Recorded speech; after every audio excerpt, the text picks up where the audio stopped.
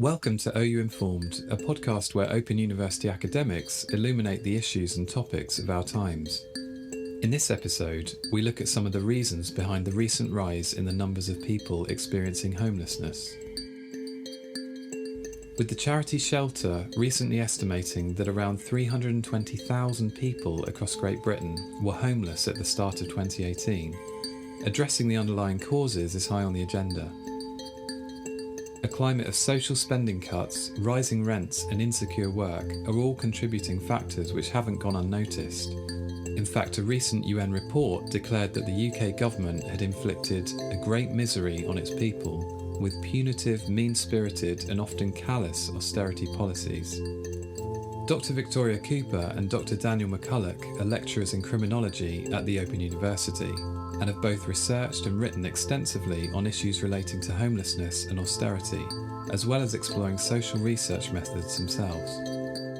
Have historic stereotypes around homeless people and people living in poverty persisted, and are there different ways of classifying homelessness? So what we tend to see in terms of thoughts about people experiencing homelessness is this kind of division between a group or a set of individuals that are deserving of our support and a group that are undeserving of our support. So a group that for whom it might be seen that they weren't able to control the circumstances by which they became homeless, versus this group that is seen to have some kind of culpability for those circumstances. So that they might have done something differently or that they might have been responsible in some way for their homelessness. And philosophically, this has kind of been in particularly in Western thought for quite a long time, we might say centuries, and it's also there in legislation, so particularly to do with the poor laws, and we're going back 400 years or so now, so early 1600s, we're thinking about the poor laws, and this kind of split people experiencing homelessness into three groups. So a group of people that were unable to control their circumstances because it was unforeseen. A group of people who were also unable to control their circumstances because of ill health or issues to do with illness that meant that they weren't able to control it. And then a group, this kind of undeserving group for whom these circumstances were controllable. And although we kind of don't have the poor laws in that same sense now, the legacy of this idea of deservingness and undeservingness still is there in a lot of policy thinking, in a lot of kind of more general norms around thinking to do with homelessness. So we see this real division in our thinking about homelessness between people who we think we should feel sorry for or try and support versus people who we think, well, actually, no, they're not necessarily deserving of our support. So what would you say are some of the key factors contributing to the most recent rise in the numbers of people experiencing homelessness? So we are at a point in which we have a crisis in homelessness. Certainly it's a spike in homelessness, but some people have used the term crisis, and I think that's probably quite accurate. From my own position, I think that we can look at this spike in homelessness and crisis in homelessness as a result of a housing crisis. You know, I would argue that one of the central issues directly affecting homelessness is housing, is a shortage of housing, or soaring rents in the rented sector, or lack of availability of affordable, genuinely affordable housing like social housing. And there have been an entire suite of policies since 2010 which have directly affected housing availability. And since then, we've seen a rise in homelessness. So there's definitely a correlation between the housing issues since 2010 and then the homelessness issues since 2010. And so, you know, in terms of the precise policies and shortages and housing and issues affecting housing, from 2010 we've seen a 40 to 60% decline in social housing funding. and that's had quite massive ramifications on tenants living in social housing or tenants who want to access social housing. So it's resulted obviously in a shortage of social housing development. It's also resulted in social housing organisations increasing their rents to 80% of the market rate. I mean, that is quite high. That's for new tenancies mainly, but still it's really high. We've also seen, you know, for middle income groups, we've seen a rise obviously in the housing mortgage market. So people are priced out of home ownership now, and that's having a direct impact on the private rented sector. So we're seeing a squeeze in the private rented sector. We're seeing private rents have gone up 15% on average since 2010. But you know, that's quite a that's quite a vague figure, because if you look at London, you know, the rise in rents are geographically varied, and London rents have gone up by 45%. Rents in Glasgow and Edinburgh have gone up by 30 to 40%. But the average is 15% increase, so, you know, it's geographically varied. But nevertheless, that rise in rents in the private rented sector, again, is making that housing tenure unaffordable to low-income groups. When we talk about a rise in the numbers of people experiencing homelessness, how are we actually collecting that data? In terms of thinking about homelessness, when we think about the way that we define or think about homelessness, in terms of government thinking, there tends to be a division between what's called statutory homeless, so these are people who are owed a legal duty by local authorities or the government, versus non-statutory homelessness, so these are people that aren't owed a legal duty by the government or local authorities. But then, as well, we start to get other ways of thinking about homelessness. So you might talk about rough sleeping or street homelessness. So these are people that are sleeping perhaps on streets or in tents or in bus shelters, places like this. So places that aren't designed for habitation. And then kind of sitting outside of all of this, we get this thing of hidden homelessness. So people that might not appear in statistics, might not appear within these definitions, but might still be experiencing homelessness. So these are people who might be staying on their friend's sofa or with a friend overnight, but don't actually have a fixed abode that they can kind of call home. So there are these different ways of thinking about homelessness. And to do with these different ways of thinking about homelessness, there are homelessness statistics. So across the 4 nations of the UK, these statistics are collected with some differences, and they kind of affect the data that we have about these experiences. But the main difference tends to be to do with statistics to do with statutory homelessness, and then also statistics around rough sleeping. So when we're talking about statistics to do with statutory homelessness, what this tends to be is that people that have become homeless and have asked their local authority for support.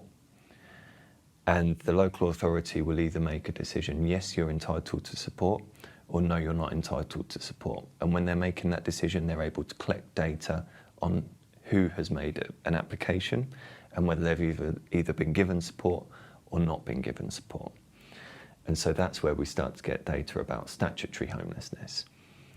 And then as well as that, there tends to be data collected about rough sleeping, and this is often done through through various means. In England, it's done through local authority counts. So each local authority either goes out and counts or estimates the number of people sleeping rough in that area.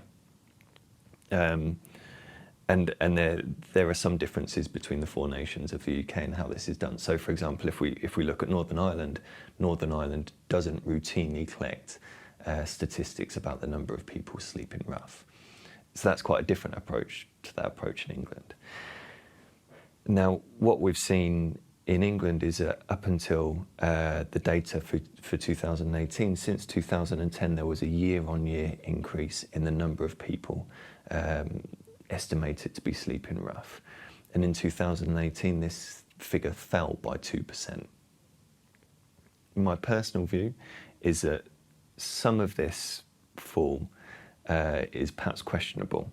So when we're talking about 2%, the difference was about 78 people that equates to. Less were estimated to be sleeping rough than in 2017. Now, if we look at my local area, which is Northampton, there was a rough sleeper count that took place, and actually outside of that count, the local authority knew of 25 people that were sleeping rough that weren't able to be included in those statistics because of the way that the local authority carried out that count and estimate. Now, if we think about 78 people or so, and we think about 25 that aren't counted, well, it only takes 4 local authorities in a similar situation to be saying, well, that's a difference between a decrease or an increase. Or if we think about all of the local authorities across England, it might only be 1 or 2 people that might have been counted that weren't counted to have made a difference in an increase or decrease. So kind of claiming, well, there's a decrease and this is something good. Well, actually, this data is really questionable. And more generally, there are problems with homelessness data, and this really speaks to those wider problems with homelessness data. And how have local authorities responded to what must be quite challenging circumstances? Well, again, it's geographically varied. So, for example, Manchester obviously has quite an acute problem with their homelessness issue, and they're taking direct action. Although this is coming in slowly, they're having an emergency response to the homelessness issue, and that's resulted in an investment, quite a large investment in regeneration around specific areas specifically to rehouse the homeless. Nationally, we've seen government policies, we've seen a new homelessness bill, we've seen all parliamentary groups on ending homelessness. So people are taking, governments and local authorities are taking direct action, but this has been an emerging problem, and they're taking action at the crisis point. And those programmes take a while to implement, and they take a while to take effect. I should say that also one of the causes of homelessness has also been the welfare reforms, and they've not changed. The welfare reforms haven't changed to provide people with more income to pay for their rent, their household rent. For example, one of the issues we're facing now is universal credit. And despite all the problems, despite the warnings about universal credit, the government has not revoked, it hasn't terminated universal credit. And now we're looking at people on universal credit are twice as likely to become homeless than people on the old benefit system. So we already know that there's a massive eviction risk, rent arrear risk, eviction risk for those people on universal credit, and yet the government won't terminate universal credit. Issues around benefit caps as well and bedroom tax, these have all created a shortfall in people's ability to pay rent. The financial burden has been shifted onto the individual to pay their rent through these policies. And in 2015, when housing inequality was at its peak, we saw 115 evictions per day. And that's because of the rise in rates of rent arrears and those people not being able to afford their rents since the suite of welfare reforms come into play. So yes, on the one hand, governments are taking direct action to rehouse homeless groups, but on the same side, we're also seeing these welfare reforms continuing. We're not seeing any changes in these welfare reforms, and we have seen a massive fallout, a massive increase in homelessness, evictions, etc., since the rollout of the welfare reforms. Considering many are viewing this as a homelessness crisis, what has the government done to alleviate the burden on services?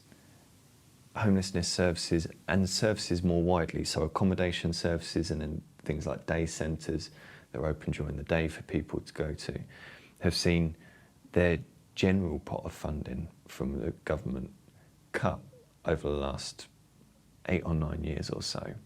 And on top of this, wider support services for issues perhaps to do with things like domestic abuse, to do with things like drug support, to do with things like support for people that might be facing eviction or things.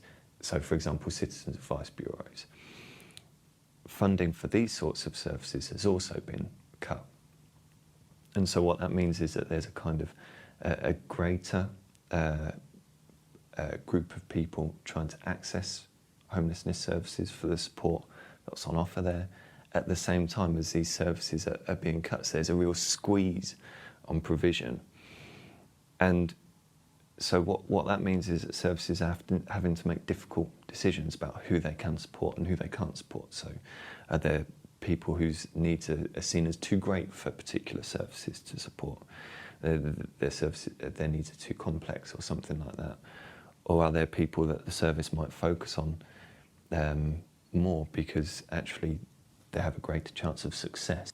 What we also find is that there's a group of people whose needs are too acute for kind of mainstream general services, but not necessarily acute enough for specialist services that might be offering support for particular needs or requirements. And these people tend to perhaps fall through the net of provision. And then on top of that, what we see is that government funding for this general pot has been reduced, but for specific pots around support, perhaps has increased a little bit. So the government might come to a service or might put out a call for funding and say, but you need to meet these particular requirements, you need to be doing these particular things. So you might have to support people in particular ways or sign up to the way that we think things should be done. And so services are also kind of put in this position where some might be seen as more deserving than others, and that then plays out in terms of the funding that they might receive from central or local government. And so there's this real mirroring of what's going on in this idea of deserving and undeservingness of individuals, and now for services too. And so services are kind of scrambling for support from this ever-tightening pot. And so their focus is perhaps having to more sharply look at, well, what do I need to do to get this funding?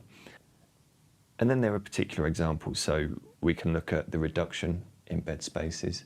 And between 2010 and 2016, there was a reduction in what are called second stage accommodation bed spaces. So this is where someone's come off of the street, so they're not in kind of an immediate situation of needing accommodation. This is the longer term accommodation. And the number of spaces of second stage accommodation reduced by 5,000 in this time between 2010 and 2016. The government in 2016 said we're giving £115 million to homelessness services to support them. And what this equated to was about 2,000 bed spaces. So on the face of it, that looks like a really great announcement from government. £115 million is a fair amount of money. And actually, we might say, wow, 2,000 bed spaces, that's a lot of bed spaces that weren't there before. But actually, if we go back 6 years, those bed spaces and more were there before. In fact, that's less than half of the number of bed spaces that have been lost in that time. So actually, it kind of falsely looks like it's compensating for what's going on, when actually it's not even making up for what was there before that time, before the onset of austerity.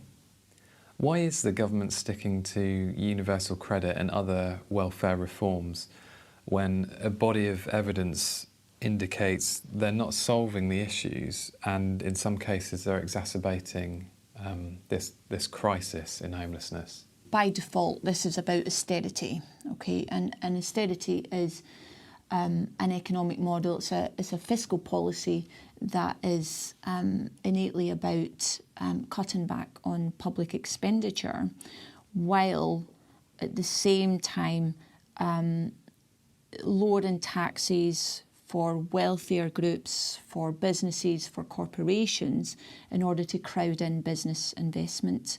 Because the idea is that when you have a problem of public debt, which we do have since the global financial crash and the bank bailout, Austerity is based on a model that, if there's a problem of public debt, you have to crowd in business investment to generate economic growth and generate wealth that way. But at the same time, cutting back on public expenditure to save money for, to pay off the problem of public debt. But obviously, that austerity model has harmful repercussions, and it widens the gap between the rich and the poor, and that's currently what we're seeing at the minute. We're seeing, the welfare reforms was a key, one of the first policies implemented under austerity since 2010. So it's not necessarily about, the government directly trying to create homelessness. That's been obviously one of the main outcomes, but certainly benefit recipients have been targeted, and they have been ideologically attacked, as have other groups, immigrant groups. We've seen the rise in the hostile environment. So these groups, and also I should say, disabled people as well, these groups have been aggressively targeted through the benefits system.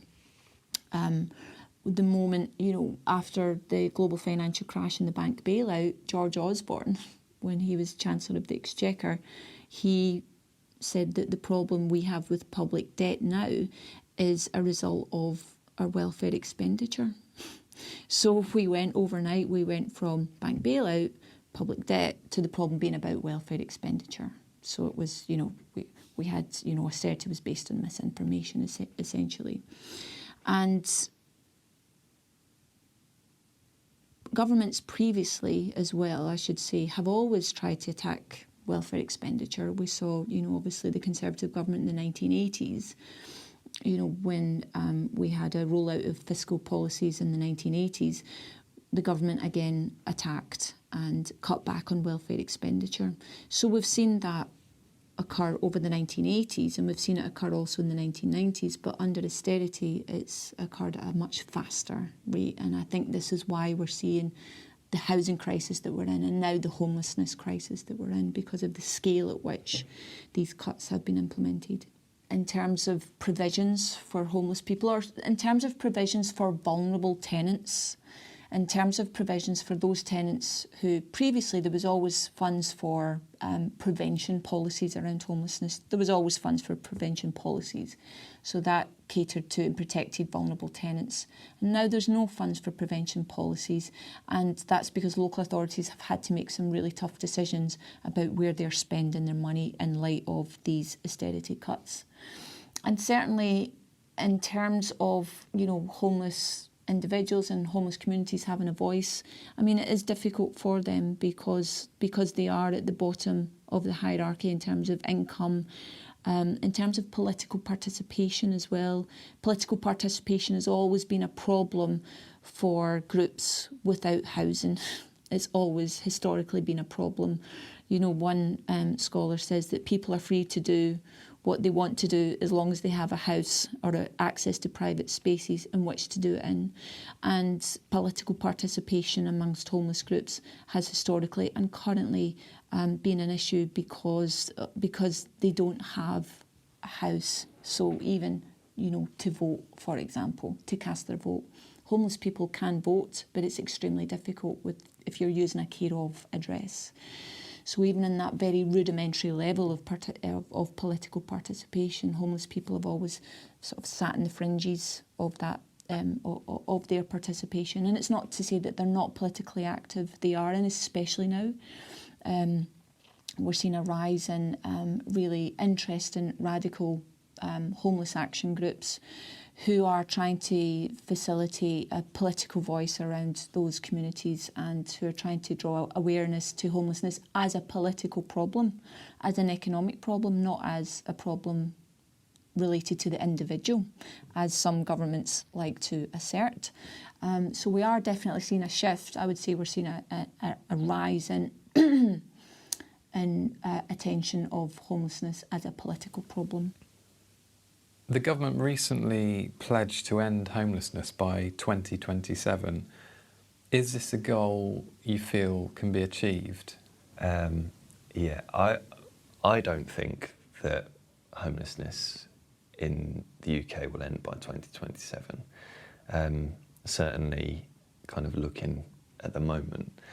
I think there are huge wider structural issues to do with housing that would need to be addressed, and don't look like they're being addressed, and certainly not at a rate that's fast enough to kind of offer support to everyone that needs it in terms of housing support. And there are a whole host of other structural issues. If we kind of talk about homelessness funding reducing and wider service funding reducing, that has long-term implications for people and for people's lives. That perhaps might mean that more people are experiencing crime or violence or particular forms of harm or abuse, and these have longer-term implications and consequences for people. So actually, I don't think, as it stands at the moment, that's a realistic ambition. Is there a tension for policymakers between charity versus government intervention in terms of accountability? Well, it's interesting. I should say that probably the radical position is coming from outside the charity sector. Okay. And it's coming from outside the state's sort of local authority sector. But certainly there's tensions between whether the protection of homeless groups and the housing of homeless groups should be a statutory, that means local authority funded, and a legal duty of care, or whether it's a charity issue, or whether it's a charity responsibility. If you make the protection of homelessness and the rehousing of homeless people a charity issue, then you can't give legal duty to a charity. You have to give legal duty to a state-funded body. And this is a problem with outsourcing. This is a problem with the voluntary sector involved in local authority policy delivery. More generally, not just in homelessness, but across the policy sector. We're seeing that in probation right now at the minute. It's also a problem because once you open up that responsibility to all different types of organisations, you know, the next step after that is to invite private sector organisations in to fulfil a legal duty for the state. And once you start doing that, then you're heading into a really downward spiral in terms of quality of care. So there's arguments, I would argue, that the protection of homeless individuals and the housing of homeless individuals should be a legal duty catered by the state and protected by the state, because when it's protected, when it's delivered by the state, that's where the accountability lies. When the legal duty is with the state, but it's delivered by multiple different organisations that aren't from within the state, that are charity, or we call it shadow state, that are charity, voluntary organisations and even private organisations, then we lose accountability. We lose the ability to monitor. Whose responsibility is it? Who is accountable for this person not being rehoused? Who is accountable for this person dying when they should have been rehoused 6 weeks ago? So if you keep it within the state, then that's where the accountability is. And also in terms of monitoring the development of those services as well, and how those services are delivered, it makes it much easier to monitor from state level so that we can move forward. But certainly, of course, you know, that's not to dismiss the importance of the charity sector. The charity sector has been massively successful in campaigning and lobbying for local government and national government to address homeless issues in much more direct ways. So of course the charity sector is absolutely key and important here, but in terms of carrying out legal duties, the legal duty should fundamentally lie with the state. So what part of things like 0-hour contracts, insecure work and stagnating wages played? Absolutely. One of the issues about this current austerity economy that we're currently in is that we're seeing a rise in 0-hour contracts. We're now looking at 1 million people on 0-hour contracts. We're seeing a rise in children in poverty. We're seeing a rise in housing inequality and rent arrears and household debts. At the same time, we're seeing an increase in also the actual cost of household bills, not just rent, but also electricity bills, gas bills. So so this current economy is making it really difficult, not just for the very bottom, the poorest 10%, but also people who are just above that threshold too. And that's the groups that are currently being affected at the minute. Those are the groups now who are facing rent arrears. The idea that work pays this economy shows that work doesn't actually pay. This economy has shown us that the rise in precarious working means that you are just as insecure as being on benefits, or you're just at risk of falling into rent arrears, of falling into household debt as people on benefits. The problem with precarious working is that our benefit system isn't compatible to provide for people who are in precarious work. So if you're in precarious work, that means you'll have a job for a month. You might only have a job for a week. And in that time before you find another job, you need some sort of income, right? So obviously you're going to look to welfare benefits or the welfare system. And that's not catered to deal with people in precarious work. That's not catered to fill a 2-week gap of you finishing one job and then starting your next job. As I said before, the issue with universal credit is that it takes currently 6 weeks to receive any income from universal credit. So the idea that the benefit system can cater to people in precarious work to fill a gap of 2 weeks' income is it's like oil and water. The precarious employment market with our current benefit system is incompatible. So what do you think needs to happen to make real inroads? Are there particular policy areas you'd advocate for that would make immediate or long-term differences? So I think there are some things that can be done to try and reduce levels of homelessness, some things that are more immediate and some things that are longer term. So if we're thinking about the immediate things that might be done, I would say the changes that have been made to the welfare system over the last 9 years or so actually probably would need looking at. I think things like universal credit, we would say, has had a pretty detrimental effect on a lot of people, both in terms of people being at risk of homelessness and people who are experiencing homelessness trying to get access to housing. Then I think also we would say about investment in services, both within the homelessness sector and more widely to do with support for people. So things like mental health services, advice services, services to do with support for people who are experiencing domestic abuse. These kinds of things, in the short term, I think would make a difference in terms of reducing homelessness. Longer term, on top of these things, I think we would probably be looking at an investment in social housing. So investment in social housing has broadly been on a decline for 30 years. And that investment or that trend would need to be reversed really to see a longer term change, I think. And then on top of that, I think as well, when we're talking about the private sector rentals, so private landlords, we would probably look at some sort of regulation of this sector and a more robust regulation than might be being spoken about by government at the minute.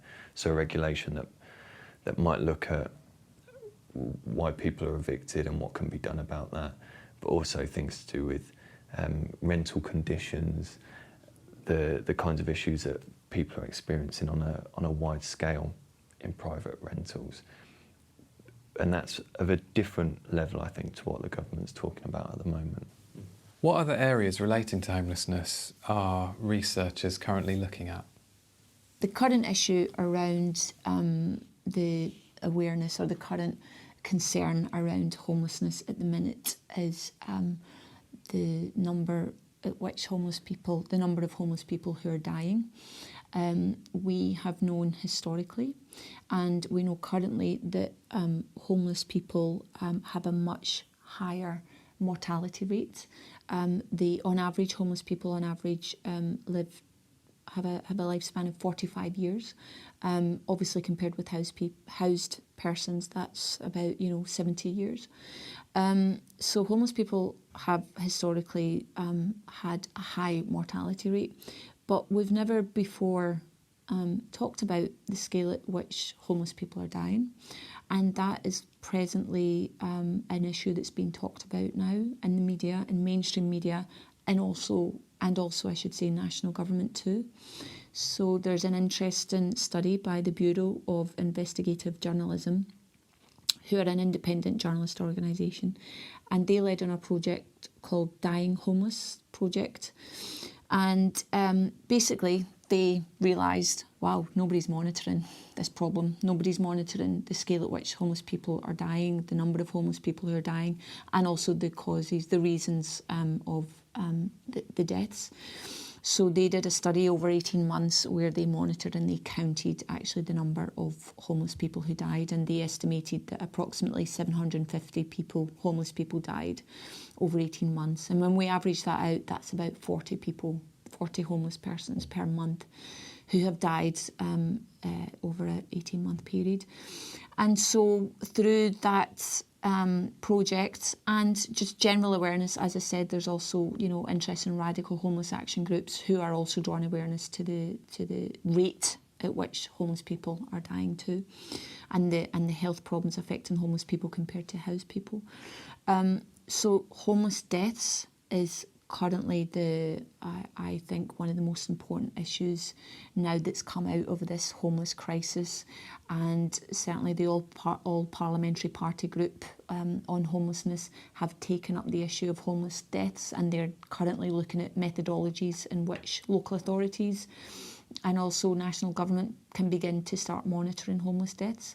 But I think what the Bureau of Investigative Journalism has done more broadly through the Dying Homeless Project is they've raised awareness about the problem with data gathering on homeless populations more generally.